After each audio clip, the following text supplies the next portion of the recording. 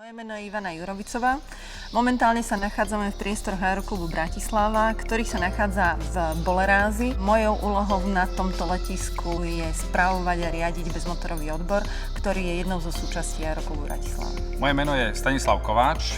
V Aeroklube Bratislava zastávam funkciu letového riaditeľa a vedúceho letovej prevádzky Slovenského národného aeroklubu pre Aeroklub Bratislava. V Aeroklube Bratislava lietajú piloti motorových lietadiel, bezmotorových lietadiel, piloti aj časti ultraľahkých lietadiel a vykonávame letecký výcvik, čiže základný, pokračovací výcvik, prípadne aj možnosť vyššej pilotáže.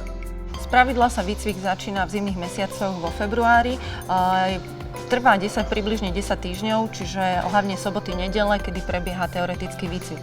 Po ukončení teoretického výcviku sa začína s praktickými letmi. Pri prvom lete človek vlastne si len skúša, aký vplyv majú na let jednotlivé kormidlá a potom v následných letoch sa už naučí tieto kormidlá ovládať.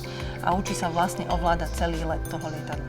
Žiadne zvláštne zdravotné spôsobilosti nie sú. V podstate každý, ktorý má vodický preukaz, môže mať aj pilotný preukaz. Dokonca v niektorých prípadoch je to aj jednoduchšie. Pilotný preukaz, ktorý získa absolvent výcviku, platí vo všetkých zemiach Európskej únie, čiže vo svojom vetroni alebo ve vetroni členskej zemi môže lietať s týmto preukazom. Ak by ste sa chceli stať napríklad kapitánom na dopravnom lietadle, tak väčšina z nich začala práve na vetroňoch.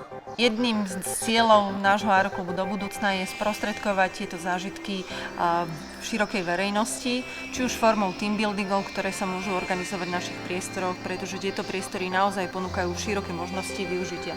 Je to možnosť kempovania, grilovania, takisto je možnosť využitia ukážkových letov, či už v okolí letiska Boleráz, alebo kam by daní ľudia mali záujem. Výhodou lietania je, že človek môže začať v každom veku. Nezáleží, či má človek 20, 15 alebo 50, vítaný je každý a začať môže každý.